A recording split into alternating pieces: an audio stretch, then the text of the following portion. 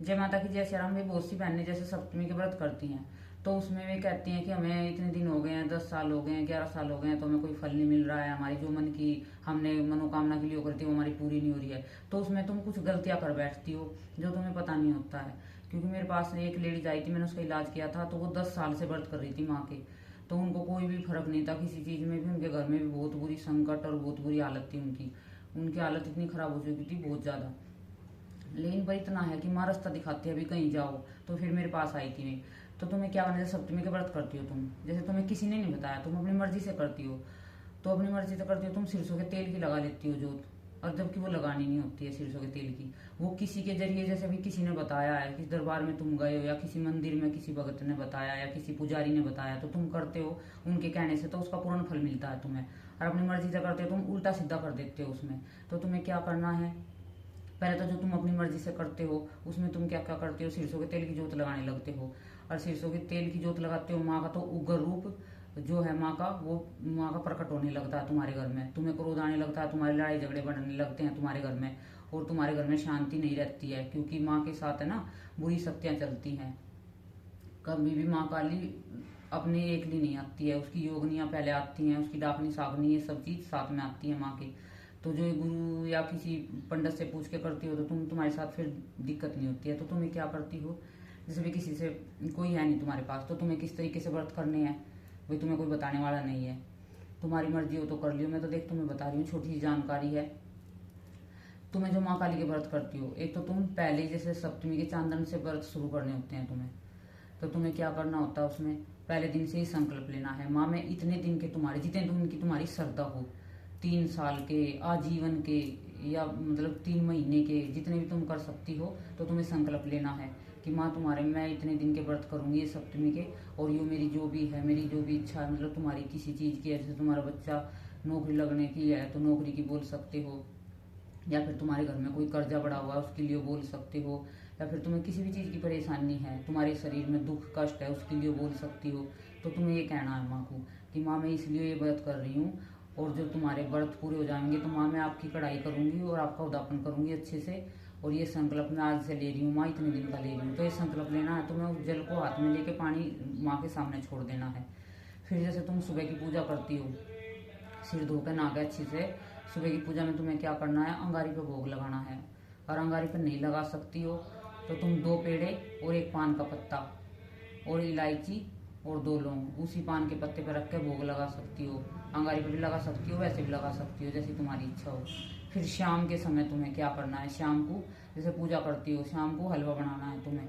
1 कटोरी हलवा बनाना है, 1 कटोरी से ज़्यादा भी बना सकती हो, जितनी तुम्हारी श्रद्धा हो, 1 कटोरा बना सकती हो। तो तुम्हें उसे हलवे को बना के उसके 3 भाग कर लेने हैं। माँ की पहले तो माँ की पूजा में रखना है, माँ को भोग लगाना है उसका। फिर माँ को भोग लगाने के बाद उसके 3 हिस्से कर लेने हैं, शाम को ही 3 हिस्से कर लेने हैं।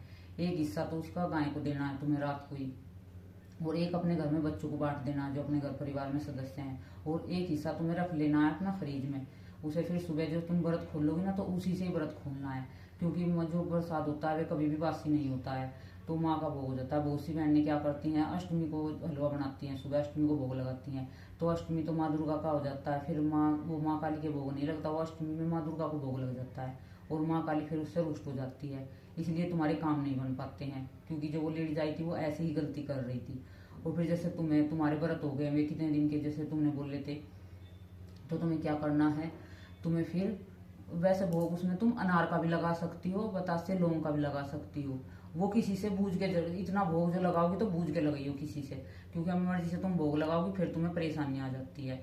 तो किसी का तुम्हारे साथ भाई है भी, किसी ने बताया, तो तुम्हें उससे ना निडर हो जाओगी तुम, क्योंकि बीच में कोई बताने वाला होता है ना, तो परेशानी फिर उस पर आती है। जो भी गलती करते हो तो तुम पे नहीं आती है। तो तुम किसी पुजारी से या किसी जैसे भी दरबारों में जा रही हो तो उनसे पूछ के व्रत जब शुरू करो, और जिससे भी तुम्हें उसका पूर्ण फल मिल सके। तो तुम्हें उदापन क्या करना है, फिर उदापन में तुम्हें जैसे सप्तमी को ही इसका उदापन होता है, और उदापन में तुम्हें 7 नारियल लेने हैं, 7 नारियल पानी वाले माँ के, उन पे 7 पे चुन्नी लगानी है।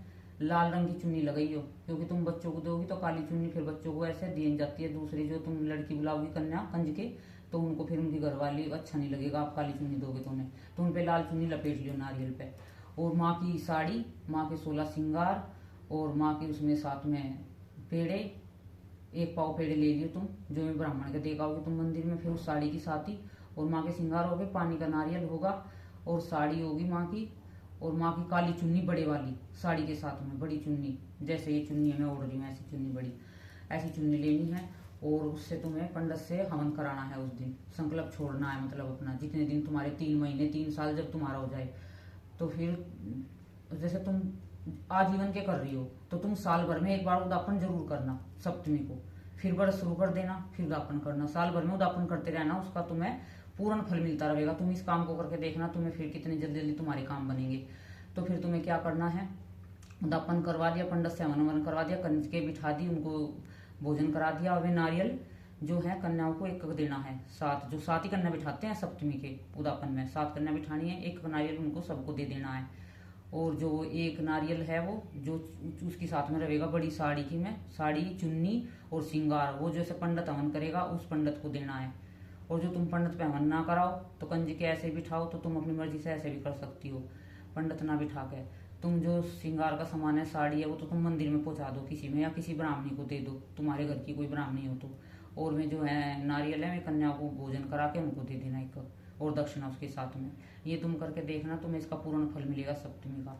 और जैसे हाँ, एक बात और बताना भूल गई थी मैं, जैसे तुम व्रत शुरू करती हो तो एक काम और करना, माँ का पानी का नारियल है और जो माँ के श्रृंगार है उस पर छोटी काली चुन्नी, वो अपने घर में जरूर रखना माँ के साथ में जब तुम व्रत शुरू करोगी। क्योंकि माँ का जो गहना है तुम्हारे साथ में रखे रहेगा ना, तुम्हें कोई कष्ट नहीं आएगा, तुम्हें कोई गलती जैसे हो भी जाओगी तो तुम्हें क्षमा मिलेगी। उसमें 11 रुपये दक्षिणा के रखना, 11 रुपये दक्षिणा के, श्रृंगार का पैकेट उसमें, और 1 नारियल, उस पर चुन्नी, और उसमें 2 लौंग, 2 इलायची, 1 सुपारी, ये रख के एक पन्नी में डाल के माँ के पास में रख दियो जब व्रत शुरू करो तुम, या फिर कहीं साइड में रख दियो माँ का नाम लेकर।